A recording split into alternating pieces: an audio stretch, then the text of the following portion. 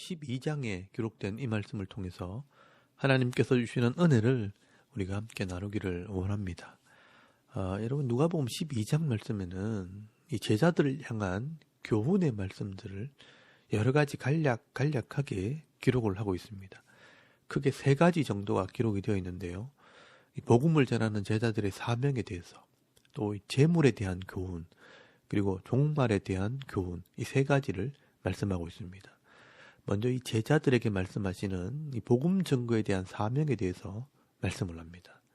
여러분, 누가복음 12장 1절 말씀에 보시면 수만 명의 사람들이 서로 밟힐 만큼 되었지만 먼저 제자들에게 말씀하셨다라고 말씀을 합니다.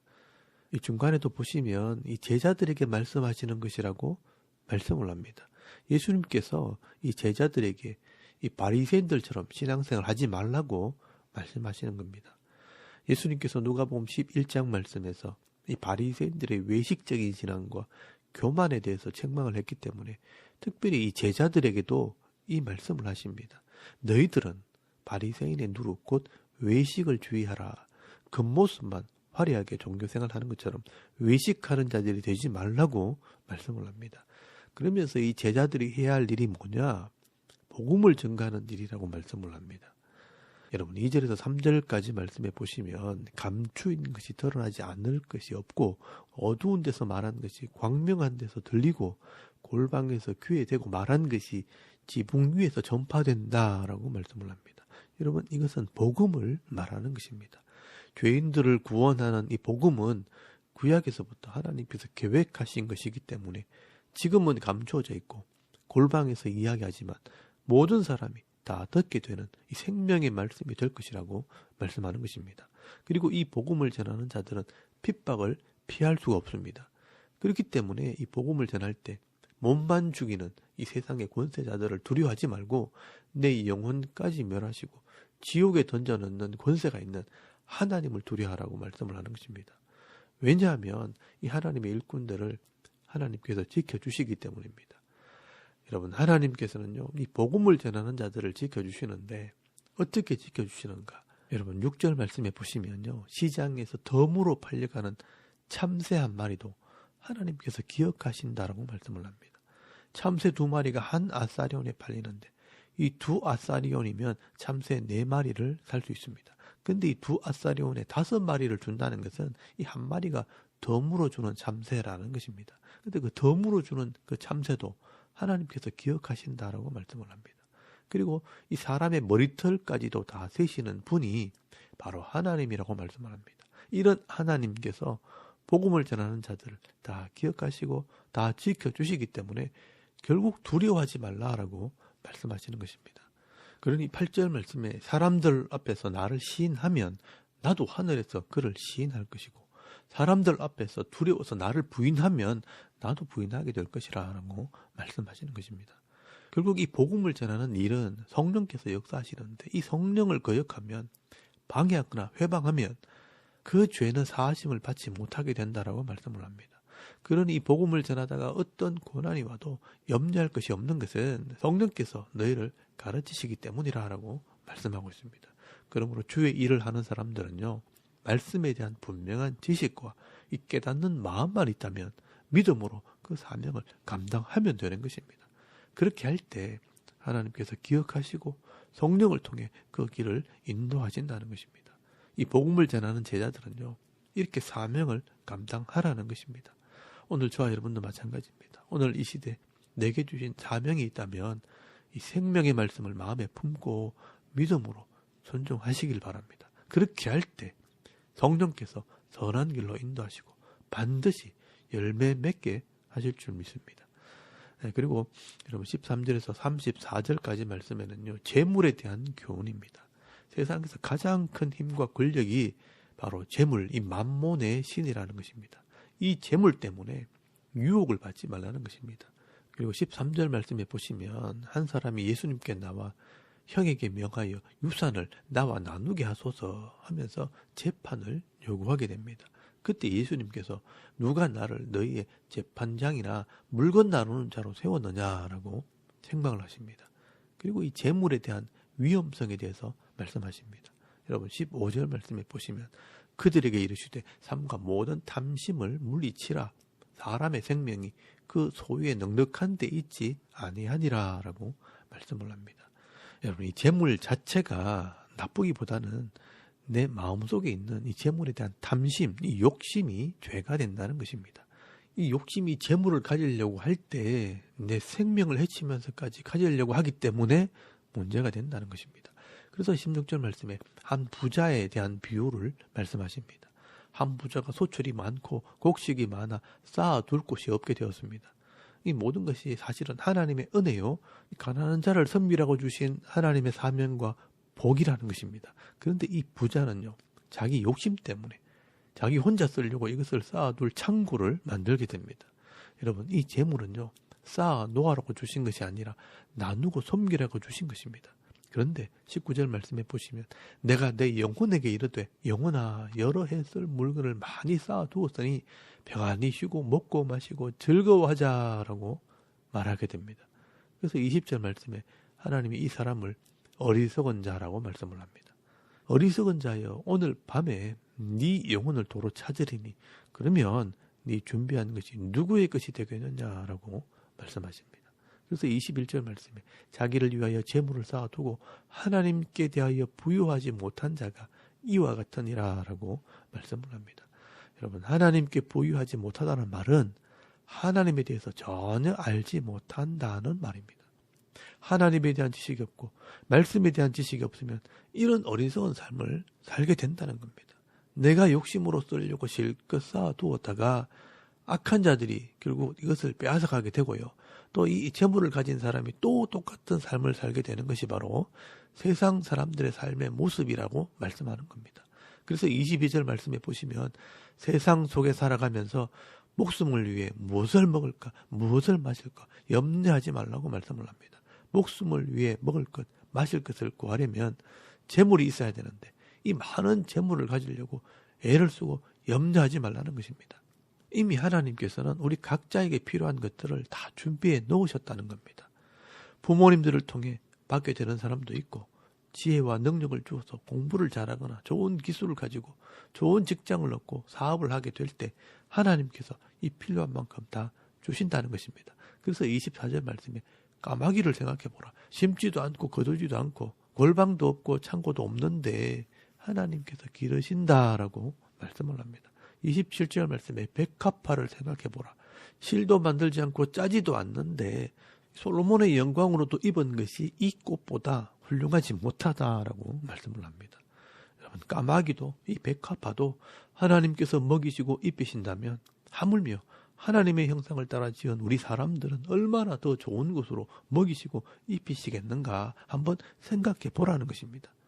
그런데 이 사람들이 이런 믿음이 없는 것입니다. 사람들의 욕심이 우리를 그냥 두지 않는다는 것입니다. 더 많이 가지기 위해 염려하고 근심하고 심지어 속이고 빼앗고 악을 행하면서까지 가지려고 한다는 것입니다. 하나님께서 내게 주신 이 인생이라는 기회 속에서 내게 주신 이 사명을 감당하는 것이 아니라 가지고 소유하는데 이 인생을 다 허비한다는 것입니다. 그래서 하나님께서 하나님을 알지 못하는 세상 사람들은 이렇게 산다고 하지만 너희들은 그렇게 하지 말라고 말씀을 합니다.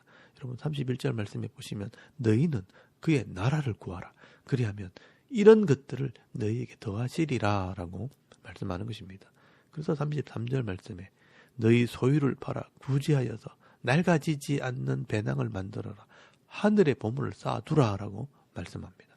그러면 이 땅에서 욕심에 이끌려 죄를 짓지 않고 하늘의 평안을 누리게 된다는 것입니다. 여러분 빌립보서 4장 12절 말씀에 보시면요. 바울이 고백을 합니다. 나는 빛에 처할 줄도 알고 풍부에 처할 줄도 아는 일체의 비결을 배웠노라. 내게 능력 주시는 자 안에서 내가 모든 것을 할 수 있느니라 라고 말씀을 합니다.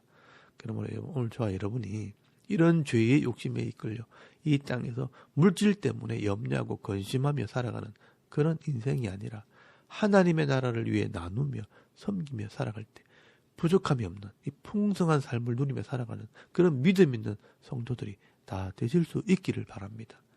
그리고 이 마지막 세 번째로 종말에 대한 교훈입니다. 여러분 35절 말씀부터 반드시 종말이 오게 될 텐데 이런 믿음과 신앙으로 깨어 있으라라고 말씀을 합니다. 여러분 36절 말씀에 보시면 허리에 띠를 띠고 등불을 켜고 주인이 돌아와 문을 두드리면 열어주려고 기다리는 사람과 같이 되라라고 말씀을 합니다. 37절 말씀에 주인이 와서 끼어 있는 것을 보면 그 종들은 복이 있으리로다라고 말씀을 합니다. 40절 말씀에도 보시면 그러므로 너희도 준비하고 있으라 생각하지 않은 때에 인자가 오리라 하시니라라고 말씀을 합니다. 여러분 41절 말씀에 보시면 베드로가 이 비유는 우리 제자들에게 하시는 말씀입니까? 모든 사람에게 하시는 말씀입니까? 라고 질문을 합니다. 이때 예수님께서 말씀하십니다. 이 종말의 비유는 모든 사람에게 하시는 말씀입니다. 그래서 42절 말씀에 보시면 주께서 이르시되 지혜 있고 진실한 정직이가 되어 주인에게 그 집 종들을 맡아 때를 따라 양식을 나눠줄 자가 누구냐? 주인이 이를 때 그 종이 그렇게 하는 것을 보면 그 종은 복이 있으리로다 라고 말씀을 합니다. 여러분 여기 마지막 때 주인의 집은 하나님의 나라, 이 교회 공동체를 말하는 것입니다. 하나님의 백성들을 맡아 영적인 또 육적인 양식을 나눠주는 자가 복이 있다라고 말씀을 하는 겁니다. 영적으로는 말씀이고요. 육적으로는 가난한 자를 도와주고 이웃을 사랑하는 삶을 말하는 것입니다. 이런 하나님의 나라의 사명을 감당할 때 청지기의 복을 받게 되는 것입니다. 그런데 46절 말씀에 만약 마지막 때에도 이 하나님의 나라보다 이 세상을 바라보며 먹고 마시고 주위에 있으면 주인이 올 때 엄히 때리고 신실하지 아니한 자에 받는 벌에 처한다라고 말씀을 합니다.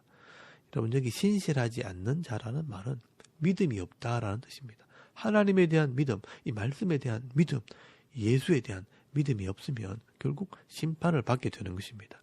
그리고 47절 말씀에 알고도 준비하지 않는 자들은 많이 맞을 것이고 알지 못하고 맞을 일을 행한 종들은 적게 맞을 것이라고 말씀하는데요. 결국 먼저 알았던 유대인이나 나중에 알게 된 이방인들이나 준비하지 못한 자들은 맞는 것은 매 한 가지라는 것입니다. 그러므로 지혜롭고 진실한 청지기가 되어 깨어있지 않으면 세상에 취해 신실하지 못한 자의 벌을 받게 된다라고 말씀하고 있는 것입니다. 오늘 저와 여러분은 이 말씀으로 믿음으로 깨어있어서 지혜로운 청지기로 쓰임받는 그런 은혜가 있기를 바랍니다. 그리고 예수님께서 이 시대를 향하여 말씀하십니다. 49절 말씀에 보시면 예수님께서는 이 땅에 불을 땅에 던지러 왔다라고 말씀을 합니다. 여러분 이 불은 복음으로 말미암아 세상에 일어나게 될 분쟁을 말하는 것입니다. 그래서 50절 말씀에 내가 받을 세례가 있으니 이 세례는 예수님의 십자가의 사역을 말씀하는 것입니다. 예수님의 십자가로 죄인을 구원하게 되면 이 땅에서 십자가의 복음으로 죄와 싸워 영혼을 구원하게 될 것을 말씀하는 것입니다. 그래서 죄악이 가득한 세상 속에서 죄와 싸워서 자기 백성을 구원해낼 것이라고 말씀하는 것입니다. 그래서 예수님께서는요, 이 땅에 있는 사탄과 화평하러 온 것이 아니라 분쟁하러 왔다라고 말씀하는 것입니다. 그래서 마지막으로 이 사람들이 날씨를 분별하듯이 마지막 때가 가까우면 그 시대를 분별하여서 이 죄의 문제들을 해결하고 구원을 받아 하나님의 백성이 되라고 말씀하고 있는 것입니다. 여러분 56절 말씀에 보시면 외식하는 자여 너희가 천지의 기상은 분별할 줄 알면서 어찌 이 시대는 분별하지 못하느냐라고 말씀을 합니다. 마지막 성령을 통해 구원하시는 이 시대가 마지막 기회라는 것입니다. 그래서 58절에서 59절까지 말씀에 비유로 이것을 설명을 합니다. 죄 때문에 재판을 받으러 가는 사람은 법적으로 심판을 받기 전에 화해함으로 그 죄의 문제를 해결하는 것이 지혜로운 것이다 라고 설명을 합니다. 여러분 58절 말씀에 보시면 내가 너를 고발하는 자와 함께 법관에게 갈 때에 길에서 화해하기를 힘쓰라. 그가 너를 재판장에게 끌고 가서 재판장이 너를 옥졸에게 넘겨주어 옥졸이 옥에 가둘까 염려하라 라고 말씀을 합니다. 쉽게 말하면 우리가 죽기 전에 마지막 하나님의 심판 때 서기 전에 이 땅에 살아있을 때 예수님을 믿고 죄의 문제를 해결해야 구원을 받는 것이지, 이 땅에서 죄의 문제를 해결하지 않으면 법관에게 넘겨지면 그 죄 때문에 결국 옥에 갇히게 되면 지옥에 들어가면 영원히 나오지 못한다라고 말씀하는 것입니다. 여러분 59절 말씀에 한 푼이라도 남김없이 갚지 아니하고서는 결코 거기서 나오지 못하리라. 이 죄 문제를 해결하지 못해서 결국 마지막 심판을 받고 지옥에 들어가게 되면 내가 이 죄의 값을 지불할 능력이 없기 때문에 절대로 그 지옥에서 나올 수 없다는 것입니다. 그렇다면 이 마지막 재판석에 서기 전에 길에서 내가 살아있을 때 이 죄 문제를 해결해야 하는 것입니다.